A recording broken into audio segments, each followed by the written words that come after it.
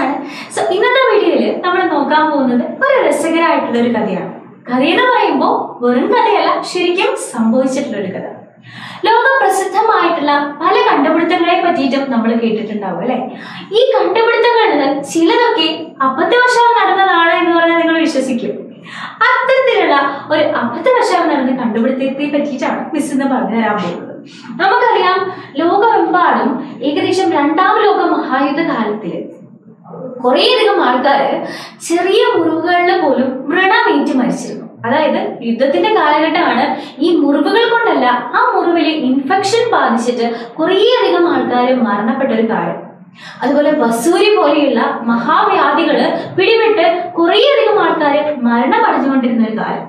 ഈ ഒരു കാലത്ത് ബാക്ടീരിയൽ ഡിസീസസിനെ എഫക്റ്റീവ് ആയിട്ട് ട്രീറ്റ് ചെയ്യാനായിട്ട് ആന്റിബയോട്ടിക് കണ്ടുപിടിച്ചത് നമ്മുടെ അലക്സാണ്ടർ ഫ്ലെമിംഗ് ആണ്. അലക്സാണ്ടർ ഫ്ലെമിംഗ് ഈ ആന്റിബയോട്ടിക് കണ്ടുപിടിച്ചതിന്റെ പിന്നിലെ കഥ വളരെ രസകരമാണ് കേട്ടോ. അതെന്താണ് എന്ന് മിസ് പറഞ്ഞുതരാം. ഈ ബാക്ടീരിയൽ ഡിസീസസ് ഇപ്പോഴും എഫക്റ്റീവ് ആയിട്ട് ട്രീറ്റ് ചെയ്യാനായിട്ട് നമ്മൾ യൂസ് ചെയ്യുന്നത് ഈ അലക്സാണ്ടർ ഫ്ലെമിംഗ് കണ്ടുപിടിച്ച ആന്റിബയോട്ടിക്സ് ആണ്. നമുക്കറിയാം, ബാക്ടീരിയൽ ഡിസീസസ്, നമുക്കൊരു പനി വന്നു എന്ന് വിചാരിക്കാം. ഓക്കെ, ഈ പനി വന്നിട്ട് നമ്മൾ ഡോക്ടറെ അടുത്ത് പോകുമ്പോൾ ഒരാഴ്ചയായിട്ട് നമ്മുടെ പനി മാറുന്നില്ല എന്നുണ്ടെങ്കിൽ ഡോക്ടർ എന്താ പറയുക, നമുക്കിനി ആന്റിബയോട്ടിക്സ് സ്റ്റാർട്ട് ചെയ്യാം എന്നാണ് പറയുക. ബാക്ടീരിയൽ ഡിസീസസ് എഫക്റ്റീവ് ആയിട്ട് ട്രീറ്റ് ചെയ്യാൻ ഇപ്പോഴും നമ്മൾ ആന്റിബയോട്ടിക് ആണ് യൂസ് ചെയ്യുന്നത് എന്നുള്ളത് ഇതിൽ നിന്ന് നമുക്ക് മനസ്സിലായി. ഈ ആന്റിബയോട്ടിക് കണ്ടുപിടിച്ച കഥ എന്താണെന്ന് നമുക്ക് നോക്കേണ്ടത്. ഈ അലക്സാണ്ടർ ഫ്ലെമിംഗ് എന്ന് പറയുന്ന ശാസ്ത്രജ്ഞൻ എപ്പോഴും സിസ്റ്റമാറ്റിക് ആയിട്ട് കൃത്യനിഷ്ഠയോടുകൂടി എല്ലാ കാര്യങ്ങളും ചെയ്യുന്ന ഒരാളായിരുന്നില്ല കേട്ടോ.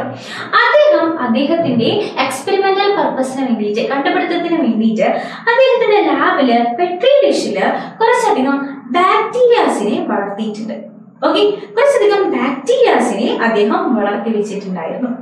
സ്ട്രെപ്റ്റോകോക്കസ് പോലെയുള്ള ബാക്ടീരിയാസിനെയാണ് അദ്ദേഹം കൾച്ചർ ചെയ്തിരുന്നത്. അങ്ങനെ അദ്ദേഹത്തിന്റെ ലാബിൽ ഇതുപോലെയുള്ള കുറേയധികം പെട്രി ഡിഷിലുള്ള ബാക്ടീരിയാസ് ഒക്കെ ഉണ്ട്. ഒരു ദിവസം അദ്ദേഹം എന്ത് ചെയ്തു, അദ്ദേഹം ഒരു ടൂർ പോയി. ഒരാഴ്ചയോളം കാലം അദ്ദേഹത്തിന്റെ ലാബ് അടച്ചു വെക്കുകയാണ് അദ്ദേഹം ചെയ്തത്.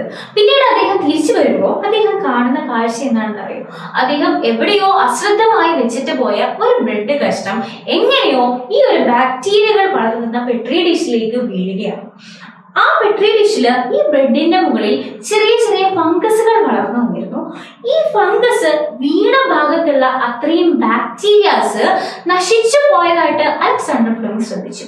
ആദ്യം അദ്ദേഹത്തിന് വിഷമം വന്നു. അദ്ദേഹം കണ്ടുപിടുത്തത്തിന് വേണ്ടിയിട്ട് വളർത്തിയിട്ടുണ്ടായിരുന്ന ബാക്ടീരിയാസ് ആണ് ഈ പെട്രി ഡിഷിൽ ഉണ്ടായിരുന്നത് അല്ലെ. പക്ഷെ കുറച്ചു നേരം ആലോചിച്ച് കഴിഞ്ഞപ്പോൾ അദ്ദേഹത്തിന് മനസ്സിലായി, ബാക്ടീരിയാസിനെ നശിപ്പിക്കുന്ന എന്തോ ഒന്ന് ഈ ബ്രെഡിൽ വളരുന്നുണ്ട്. അങ്ങനെയാണ് ഈ ബ്രെഡിൽ വളരുന്ന Penicillium notatum, okay, Penicillium notatum എന്ന് പറയുന്ന ഫംഗസിനെ ഇദ്ദേഹം കണ്ടെത്തുന്നത്. ഈ പെനിസിലിയം നൊട്ടേറ്റം പുറത്തുവിടുന്ന എന്തോ ഒരു കെമിക്കൽ സബ്സ്റ്റൻസ് ഈ ബാക്ടീരിയാസിനെ കൊല്ലുന്നതായിട്ട് അലക്സാണ്ടർ ഫ്ലെമിംഗിന് മനസ്സിലായി. അങ്ങനെയാണെന്നുണ്ടെങ്കിൽ ബാക്ടീരിയകൾ വരുത്തുന്ന അസുഖം ഇല്ലാണ്ടാക്കാൻ വേണ്ടിയിട്ട് ഈ സബ്സ്റ്റൻസ് യൂസ് ചെയ്തൂടെ. അങ്ങനെയാണ് പെനിസിലിൻ എന്ന് പറയുന്ന ഫസ്റ്റ് ആന്റിബയോട്ടിക്, പെനിസിലിയം നൊട്ടേറ്റത്തിൽ നിന്ന് പെനിസിലിൻ എന്ന് പറയുന്ന ഫസ്റ്റ് ആന്റിബയോട്ടിക് ആര് കണ്ടുപിടിക്കുന്നത്, നമ്മുടെ അലക്സാണ്ടർ ഫ്ലെമിംഗ് കണ്ടുപിടിക്കുന്നത്. അദ്ദേഹത്തിന്റെ ഈ കണ്ടുപിടുത്തത്തിന് നോബൽ പ്രൈസ് വരെ അദ്ദേഹത്തിന് കിട്ടിയിട്ടുണ്ട്. അപ്പൊ ഇത്ര ബൃഹത്തായിട്ടുള്ള ഒരു കണ്ടുപിടുത്തം നടന്നത് അബദ്ധവശാലാണ് എന്ന് ഇപ്പൊ നമുക്ക് പുതിയ അറിവായിരിക്കും അല്ലെ. അപ്പൊ ഈ ഒരു കാര്യം നിങ്ങൾക്ക് ഇൻട്രസ്റ്റിംഗ് ആയിട്ട് തോന്നിയെങ്കിൽ എന്ത് ചെയ്യുക, തീർച്ചയായിട്ടും നിങ്ങളുടെ ഫ്രണ്ട്സിന് ഷെയർ ചെയ്ത് കൊടുക്കുക ആൻഡ് ഈ വീഡിയോ ലൈക്ക് ചെയ്യുക. ഇതുപോലെയുള്ള ഇൻട്രസ്റ്റിംഗ് വീഡിയോസ് ആയിട്ട് നമുക്ക് ഇനിയും കാണാം. അതുവരെ ബൈ ബൈ, take care.